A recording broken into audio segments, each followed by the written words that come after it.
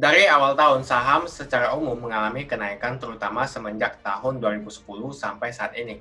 Mengalami kenaikan harga saham terutama saham-saham perusahaan teknologi dan juga blue chip. Kenapa demikian? Sebelum video ini dimulai teman-teman, ayo like video ini supaya saya mengetahui kalian menyukai konten yang saya bagikan. Jika kalian memiliki opini, silahkan komen di bawah karena saya baca komen kalian satu persatu. Dan juga subscribe di channel ini dan bunyikan tombol loncengnya supaya kalian mendapatkan notifikasi setiap kali saya upload video.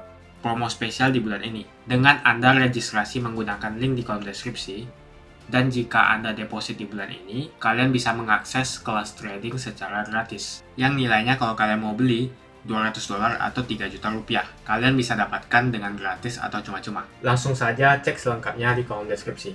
Kenapa saham teknologi menjadi penggerak market? Karena perusahaan teknologi itu sangat raksasa. Bayangkan satu perusahaan Apple saja nilainya 2 triliun US dollar.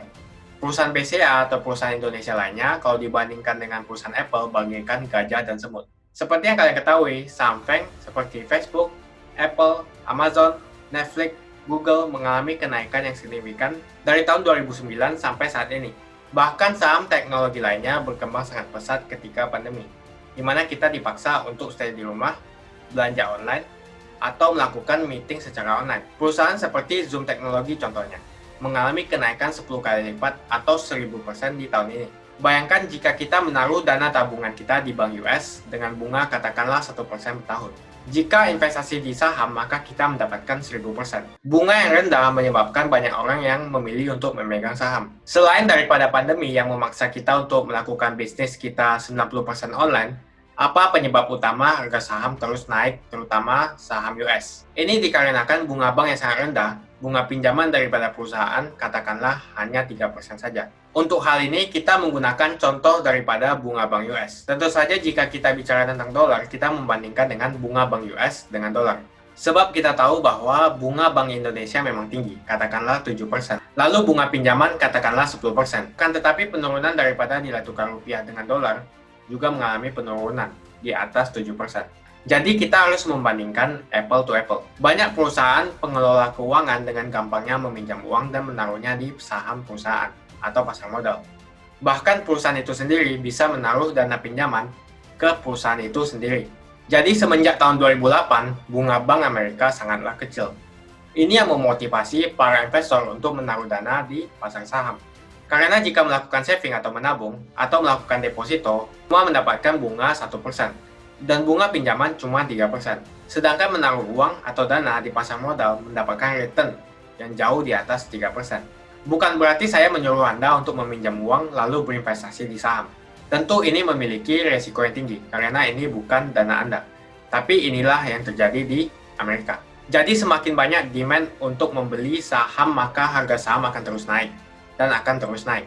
Mungkin kalian berpikir bahwa lebih bagus deposito di Indonesia karena bunganya 7%. Belum tentu saham bisa mendapatkan 7% dalam setahun. Ini adalah sebuah miskonsepsi. Memegang saham adalah merupakan sebuah investasi. Deposito atau tabungan merupakan saving atau cash. Percuma bunganya 7% kalau inflasi atau penurunan daripada nilai tukar dolar turun 8%. Jadi kalau saya katakan, walaupun kalian memegang saham US cuma mendapatkan 3% dalam setahun, jauh lebih bagus daripada Anda memegang rupiah dan diberikan 8% setahun. Kenapa? Karena yang pertama, Anda memegang dolar, berarti uang Anda apresiasi 8% dibandingkan rupiah.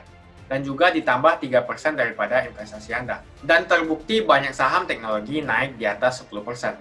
Kita lihat saham Zoom naik 1000% di tahun ini.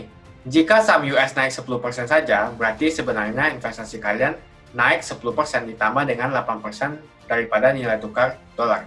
Jadi itulah alasan kenapa kalian perlu investasi di saham US. Dan itulah alasan kenapa saham US selalu mengalami kenaikan. Kalian membutuhkan bantuan untuk membuka akun, kalian bisa tekan link WhatsApp di kolom deskripsi. Semoga video ini bermanfaat untuk kalian dan mungkin bisa membuka wawasan kalian. Terima kasih banyak buat kalian yang sudah like di video ini di awal video. Share video saya ke teman-teman kalian yang baru ingin memulai berinvestasi saham. Jika kalian ada pertanyaan, langsung saja komen di bawah. Dan tentu saja saya akan menjawab satu persatu. Dan juga subscribe di channel ini, dan bunyikan tombol loncengnya supaya kalian mendapatkan notifikasi setiap kali saya upload video. Pastikan kalian menggunakan link di kolom deskripsi untuk mendapatkan bonus.